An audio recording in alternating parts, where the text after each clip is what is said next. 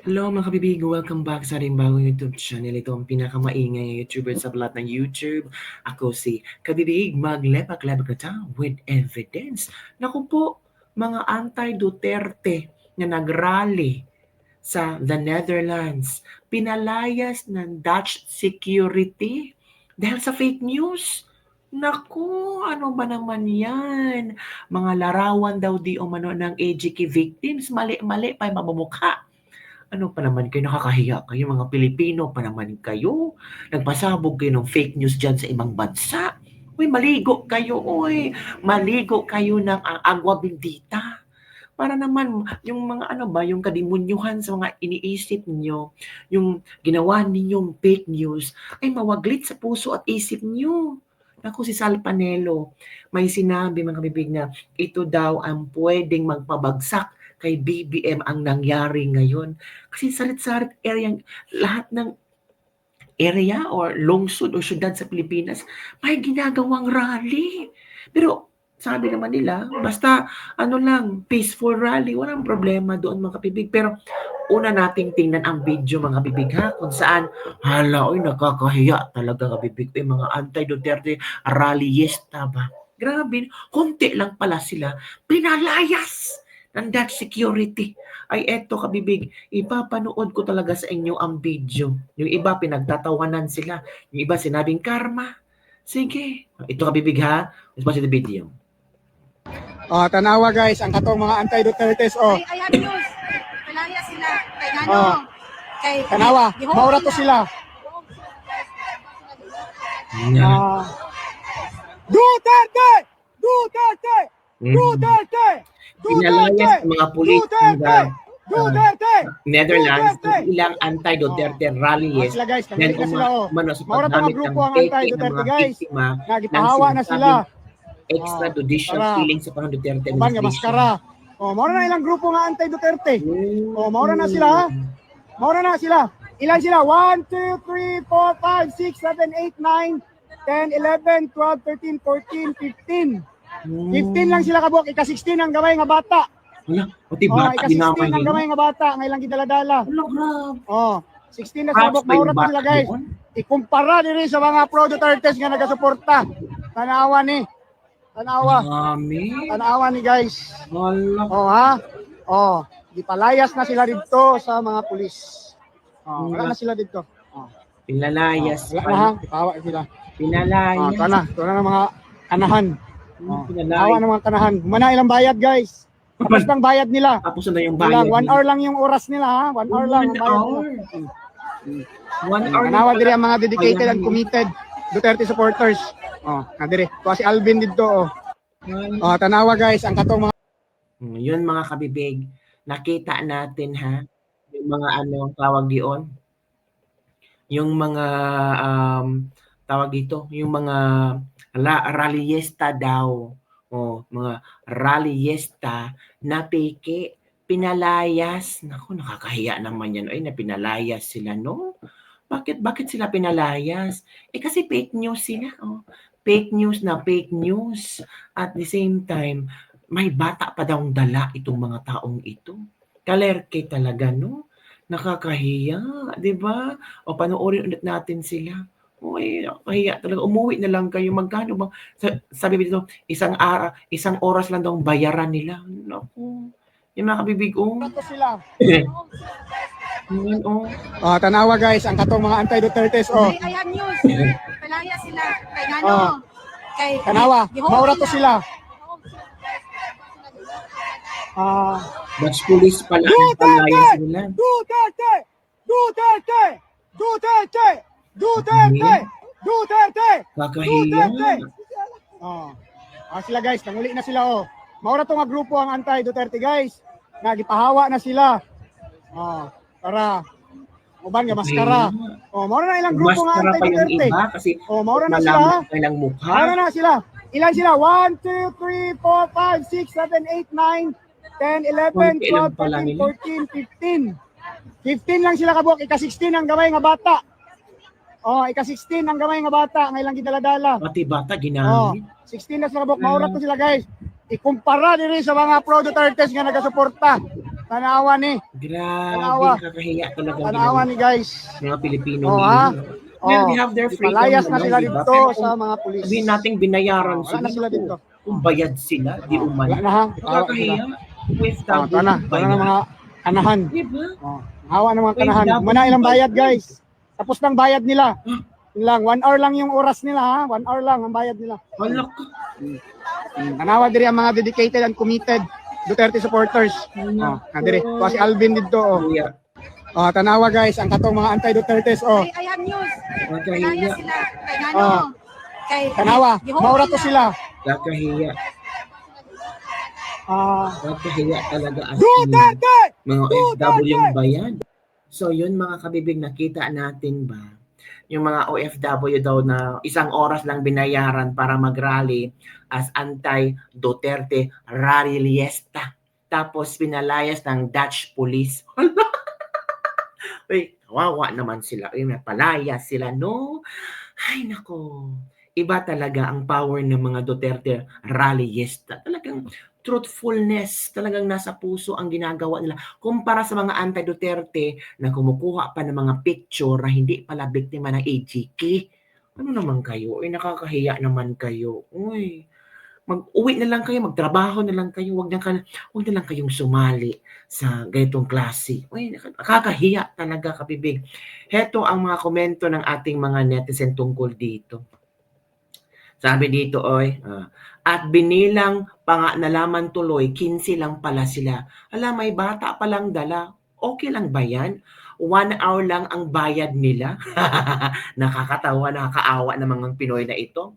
Ito pa, ba't mo pa binilang na booking tuloy ang mga membro nila? 16 lang pala, tapos may batang dalang-dala. Oo nga, kabibig nyo, nakakahiya. Di talaga tanga ang taga Netherlands, alam nila kung sino yung mga bayaran.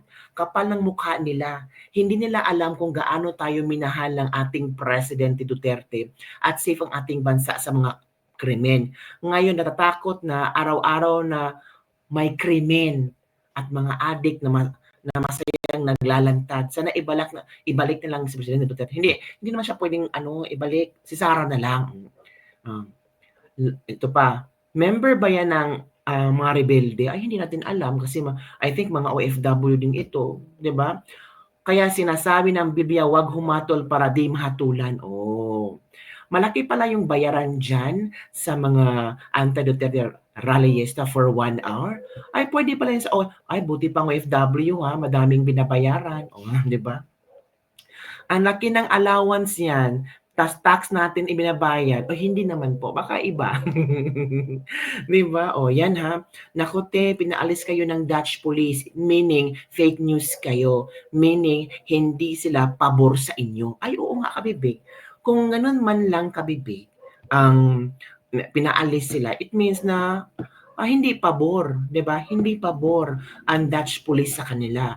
Hindi naniniwala ang Dutch police sa kanila. 'Di ba ang saklap na pinalayas kayo ng Dutch police tapos yung mga yung mga nagrally para kay Pangulong Duterte ay hindi pinalayas. Ito pa ha. May ito istorya ito mga kabibig na meron daw taga Netherlands na nagtrabaho. Tapos may nagtanong, ang manager niya nagtanong, my manager calls me to his office and asks me random questions about PRRD. And he said he remembers that in Mexico and Brazil, when he was brought there was also an uproar, but the Mexican did not rally sa Netherlands in Mexico. He was even released because ICC didn't want to violate any human rights. I know that even Dutch people feel sorry for the Filipinos because of the news.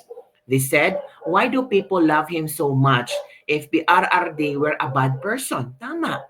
Why are Filipinos protesting against his arrest? Tama. Sabi ng manager ko na huwag kang mag-alala. Keep on fighting for Duterte. And Dutch will also ask for him to be brought back to his country, for peace in our country, for its image, so everything can be peaceful. Of course, parang parang ang mga Dutch people, anong nangyari? Parang nagtatanong na sila, parang biglang naging trending si Pangulong Duterte. Of course, ang mga Dutch people hate chaos, hate, mga ganitong rally, di ba? So, para maging peaceful, baka yung mga Dutch people will be asking the Dutch government na i-release na si Duterte from ICC. Wala naman sila makukuha dyan kay Duterte.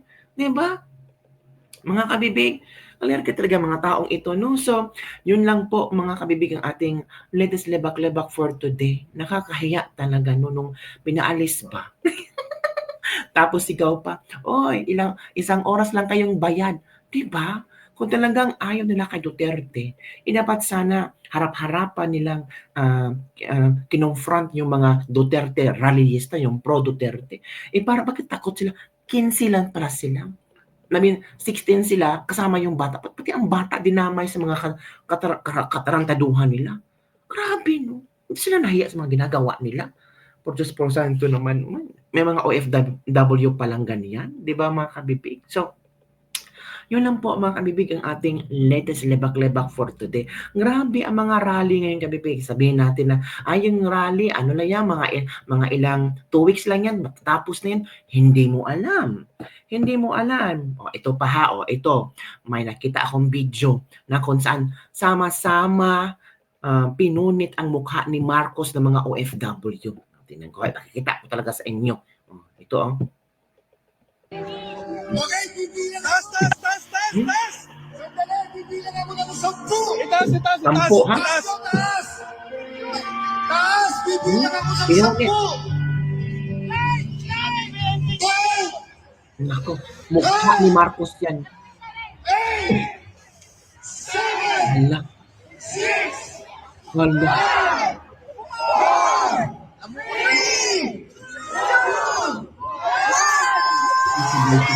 Oh my goodness.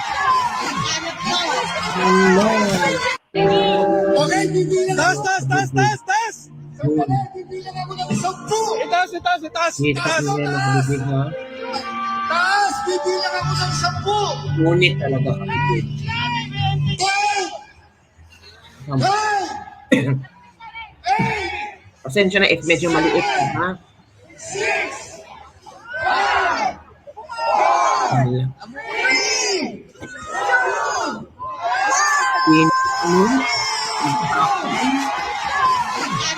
Yung mga ilang OFW Okay, bibilang. So yun kabibig. Grabe, no? As in, shocking talaga kabibig. ICC International, look what happened to the Filipinos now. We are all angry for what they did to our beloved former President Rodrigo Roa Duterte. The present administration now is the true evil, corrupt, and addict, not Duterte. Duterte is a true hero of Filipinos. So please send back home our beloved former President Rodrigo Roa Duterte. The most hated president, what a shame. Yung pinunit nila ba, ICC, pwede bang ipalit yung pinapakita lamang ng mga tao na supporter ng ating Pangulong Digong ang galit nila kay BBM. Ito pa okay, bisrahin ko to ha. Grabe mga kabibig. Nakakahiya, nakita ng buong mundo, picture ng presidente, pinupunit ang mukha, mga OFW pa man din. Sabi ni Frederick Bartos, nakakahiya daw mga OFW. Talagang nakakahiya ang presidenting bangag. Siya ang mahiya sa taong bayan. Lahat ng Pilipino nire-reject na siya dahil maraming ayaw sa kanya. Hindi nakakahiya ang mga OFW. Nilalaban na nila ang kanilang gusto. Ay, naku. Totoong nakakahiya nga. Ang ating presidente, nakakahiya, nakakasuka, sabi ni G. Grace B. Bohor. So yun kabibig ha, yun ang nangyayari ngayon, mga iba't ibang pakulo, iba't ibang way on how to show na galit na ang mga tao kay BBM. Naku, ano ba naman ito mga kabibig? Ang daming, hindi lang pala sa bansa natin yung mga rally. Hindi pa natatapos ang mga rally kabibig. Oo, yung ibang OFW, rally ng rally pa rin. Paano kaya ito mapipigilan ng gobyernong ito, no? At yung iba't ibang sulok ng Pilipinas, nagrarally pa rin. Kahit Lunes may mga rally pa rin. May mga motorcade, may mga prayer rally, vigil rally. Naku, paano yan? Diba? Parang ang gulo-gulo ng Pilipinas. Maapektuhan kaya ang ekonomiya ng Pilipinas? Tingnan natin sa after few months kung meron ba itong epektong nangyari ngayon kay Duterte. So yun lang po kami bigang ating latest Libak for today. Don't forget to like, subscribe, and share this video. Bye everyone. See you next time.